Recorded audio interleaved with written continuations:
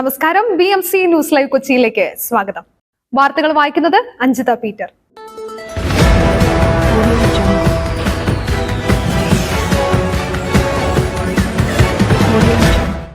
ഈ വാർത്തകൾ നിങ്ങൾക്കായി അവതരിപ്പിക്കുന്നത് Cochin Kalabhavan Angamaly franchise, powered by he life Thottakkattukara, Josh mall Mookkannoor, cleanser, BMC film production and Nazareth villas.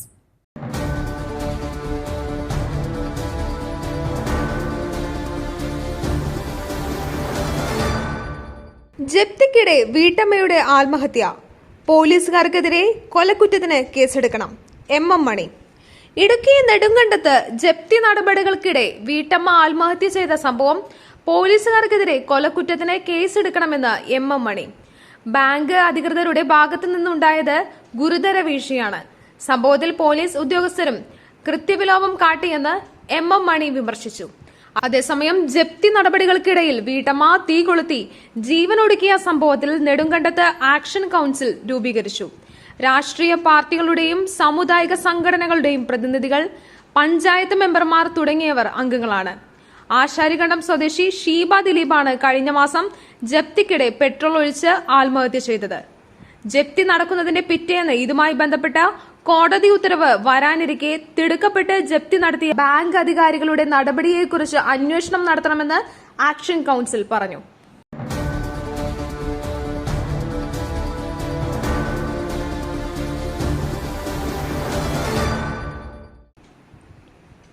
ഡൽഹിയിലെ 4 ആശുപത്രികൾക്ക് ഇമെയിൽ വഴി ബോംബ് ഭീഷണി. ഡൽഹിയിലെ 4 ആശുപത്രികൾക്കാണ് ബോംബ് ഭീഷണി ലഭിച്ചത്. Deep Chand Bandhu hospital, DDB hospital, Dadadev hospital, Hedgewar hospital എന്നിവിടങ്ങളിൽ ഇമെയിൽ വഴി ബോംബ് ഭീഷണി ലഭിച്ചു. നിലവിൽ തിരച്ചിൽ നടക്കുകയാണെന്ന് ഡൽഹി ഫയർ സർവീസ് അറിയിച്ചു. അതേസമയം ഭീഷണി സന്ദേശത്തിന്റെ ഉറവിടം കണ്ടെത്താൻ ഡൽഹി പോലീസ് അന്വേഷണം ആരംഭിച്ചിട്ടുണ്ട്. തലസ്ഥാനത്തെ 4 ആശുപത്രികളിലേക്കും പോലീസ് സംഘത്തെ അയച്ചിട്ടുണ്ട്.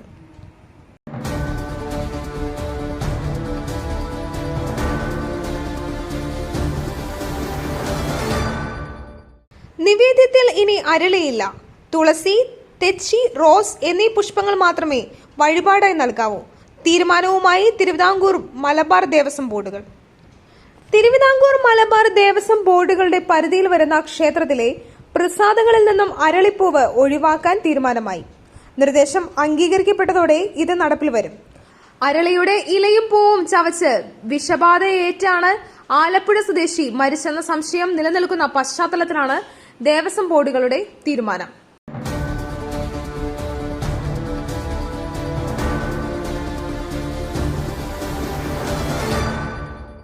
മന്ത്രിസഭായോഗം നാളെ. മുഖ്യമന്ത്രി സിംഗപ്പൂരിൽ നിന്നും ഓൺലൈനായി പങ്കെടുക്കും. നാളെ മന്ത്രിസഭാ യോഗം ചേരും. രാവിലെ 9:30 ഓൺലൈൻ വഴി യോഗം. മുഖ്യമന്ത്രി സിംഗപ്പൂരിൽ നിന്നും ഓൺലൈൻ വഴി പങ്കെടുക്കും. മുഖ്യമന്ത്രിയുടെ വിദേശയാത്ര കാരണം കഴിഞ്ഞ ആഴ്ച ക്യാബിനറ്റ് ചേർന്നിരുന്നില്ല. കഴിഞ്ഞ ആഴ്ച മുഖ്യമന്ത്രി ഓൺലൈനായി മന്ത്രിസഭാ യോഗത്തിൽ പങ്കെടുക്കണമെന്നായിരുന്നു ആദ്യ തീരുമാനമെങ്കിലും പിന്നീട് മന്ത്രിസഭാ യോഗം മാറ്റിവെക്കുകയായിരുന്നു. സ്വകാര്യ ആവശ്യങ്ങൾക്കായി മുഖ്യമന്ത്രിയും കുടുംബവും കഴിഞ്ഞയാഴ്ചയാണ് വിദേശത്തേക്ക് യാത്ര തിരിച്ചത്. 16 ദിവസം നീണ്ടു നിൽക്കുന്ന യാത്രയിൽ ഇന്തോനേഷ്യ, സിംഗപ്പൂർ, UAE എന്നിവിടങ്ങളിലാണ് അദ്ദേഹം സന്ദർശനം നടത്തുക. യാത്ര കഴിഞ്ഞ് 21-ന് കേരളത്തിൽ മടങ്ങിയെത്തും. പക്ഷേ അനൌദ്യോഗിക സ്വകാര്യ യാത്രയായതിനാൽ അത്തരം അറിയിപ്പുകൾ ഒന്നും ഇത്തവണ ഉണ്ടായിരുന്നില്ല. മുഖ്യമന്ത്രിയുടെ വിദേശയാത്രയ്ക്കെതിരെ വിമർശനവുമായി കോൺഗ്രസും BJPയും രംഗത്തെത്തിയിരുന്നു.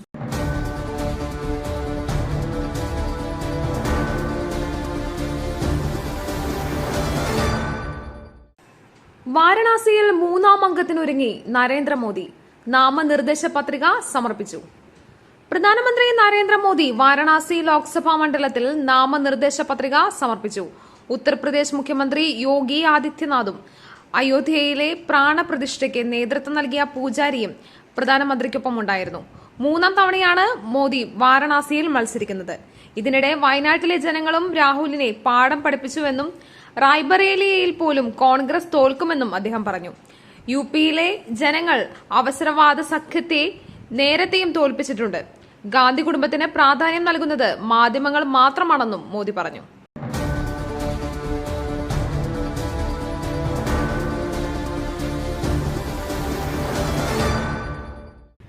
മഞ്ഞപ്പിത്ത ജാഗ്രത, തിളപ്പിച്ചാറ്റിയ വെള്ളം മാത്രമേ കുടിക്കാവൂ.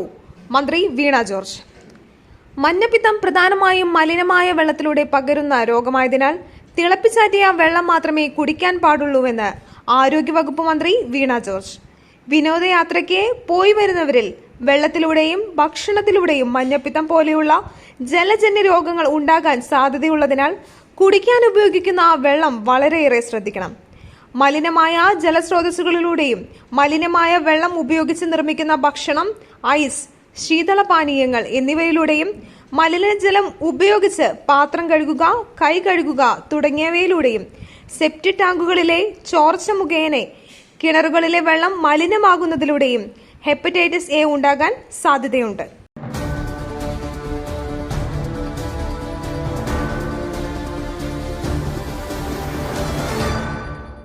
ഹയർ സെക്കൻഡറി പരീക്ഷയിൽ കോപ്പിയടി, 112 വിദ്യാർത്ഥികളുടെ പരീക്ഷ റദ്ദാക്കി.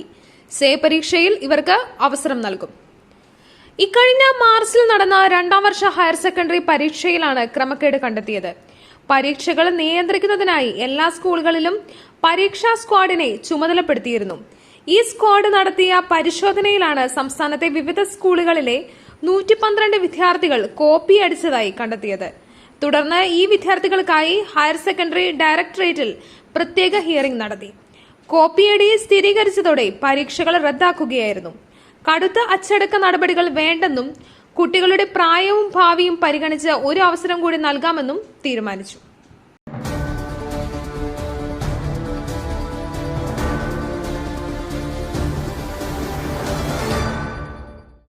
+1 പുതിയ ബാച്ചുകളാണ് വേണ്ടത്. ആവശ്യങ്ങൾ ചോദിച്ചുകൊണ്ടേയിരിക്കും. സാദിഖ് അലി തങ്ങൾ. മലബാറിലെ +1 സീറ്റ് പുതിയ ബാച്ച് അനുവദിക്കില്ലെന്ന വിദ്യാഭ്യാസ മന്ത്രിയുടെ നിലപാടിൽ പ്രതിഷേധവുമായി സാദിഖ് അലി തങ്ങൾ. സീറ്റ് വർദ്ധിപ്പിക്കലല്ല, പുതിയ ബാച്ചുകളാണ് വേണ്ടതെന്നും ആവശ്യങ്ങൾ ചോദിച്ചുകൊണ്ടേയിരിക്കുമെന്നും പാണക്കാട് സാദിഖ് അലി തങ്ങൾ പറഞ്ഞു. 40,000-ത്തിലധികം +1 സീറ്റുകളുടെ കുറവാണ് ഇത്തവണ മലബാർ ജില്ലകളിൽ ആകെയുള്ളത്.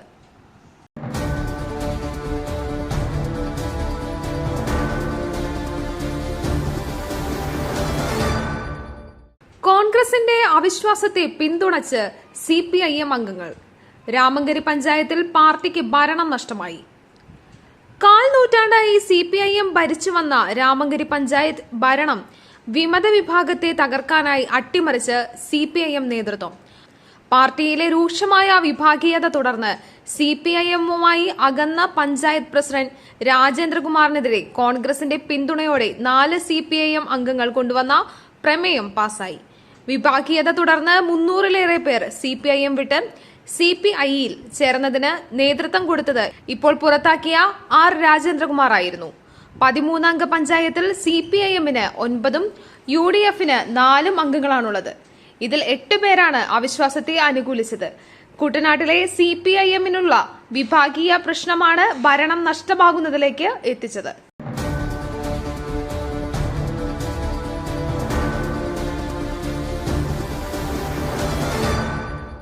മറ്റൊരു വാർത്തയുമായി കണ്ടുമുട്ടുന്നതുവരെ നന്ദി, നമസ്കാരം.